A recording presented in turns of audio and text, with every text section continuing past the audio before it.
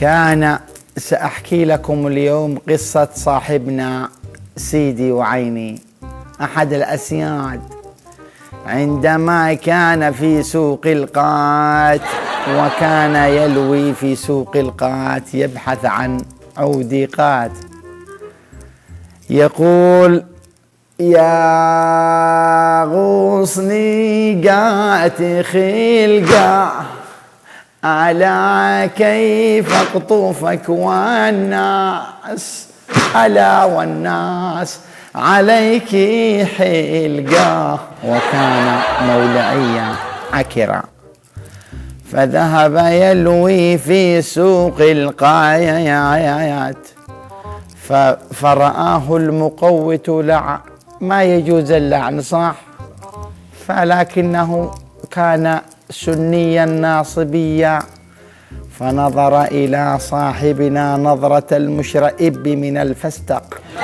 وكان صاحبنا يحاول أن لا يظهر وجهه عليه لأن عنده زلط فلوس. شنو زلط؟ أي فلوس، دراهم. نعم. فقال له المقوت: عرفتك يا عزي، هيا وين الزلط؟ فقال له صاحبنا: والله ما في جيبي ريال، ولكن لا قد تبكوش عاد عيجي البكاء ذا الحين. فنظر إليه نظرة حتى ضابت فرائسه، فنهض إليه نهضة المشرئب الأليف الباهج فنظر إليه فمسك بدلابيبه وأدخل يده إلى جيبه وأخرج 75,000 ريال، فقال له: هذا أي شيء يا كذاب؟ فقال له صاحبنا: والله ما لي علم من ذي دخلها جيبي. فقال: خلاص أنا لي منعكم، خلونا نكمل القصة. فقال له: خلاص لا زيد، ابسر لك صورة، باقي عندك 35. فذهب صاحبنا مكسور الخاطر، وجلس المقوت قبحه الله في بسطة القات. شنو بسطة القات؟ هاي مكان يبيعون فيه القات. شنو القات؟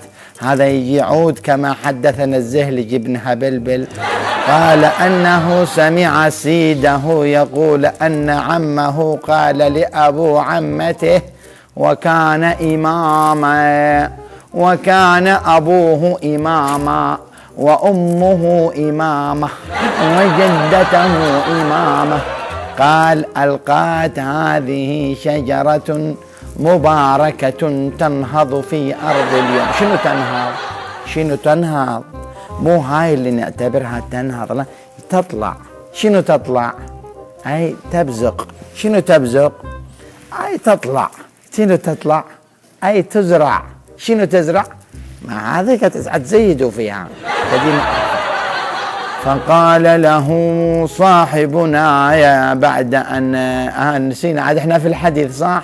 أيوة، أنها شجرة مباركة تزرع في أرض اليمن، وعلى من رآها أن يقرطها. نعم. شنو يقرطها؟ يعني يلغجها. شنو يلغجها؟ يعني فقال فجلس المقوت يبيع قاته، فلاحظ اختفاء ربطه. شنو ربطه؟ هاي المقاوتة في عنس وفي قيفة وفي يقطف العودي وطرحه في يده، والعودي الثاني جنب أخوه، والعودي جنب أخوه، عودي جنب أخوه، فتصبح ربطة ساع. هذه يا بال. فجلس يبيع ربطته، فلاحظ اختفاء ربطه، فنظر على طول إلى صاحبنا، وصاحبنا أخجف، بدل ما يهرب غير جلس مكانه. فقال له: وين الربطة يا أخي السيس؟ فقال له صاحبنا: والله والله ويمين الهفهف تشل بطوني وتلهف، ما عندي عودي.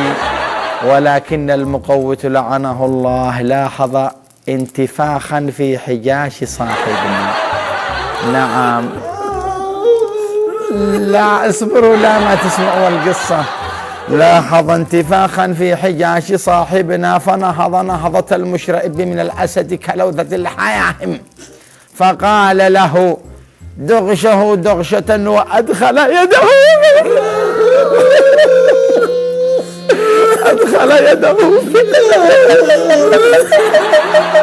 حجاش، أدخل يده في حجاش صاحبنا. شنو حجاش؟ هاي اللي يعصب العسيب ويدخل حجاشه، هذا يسمى حجاش. كما ورد جاءنا في حديث البغبغ بن قلقلك أن الحجاش يجي هنا لليمني، فقد خل يده في حجاشه فلم يجد ربطة،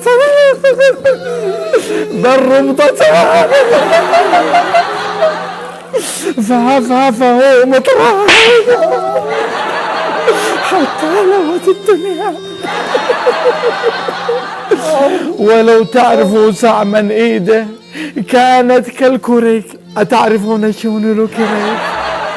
وكانت يمين الهفهف هذه معروفة عند أصحابنا على العموم حتى لا ينتهي الوقت ونصبح زيق ميق تراميق.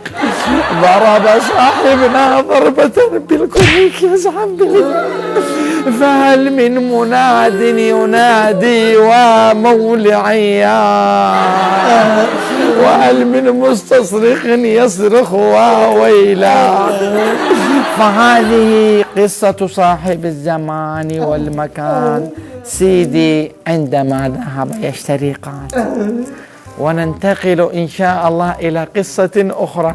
ابشوا صلي على آل محمد. لحظة، لا تقولوا هكذا، اختصروها.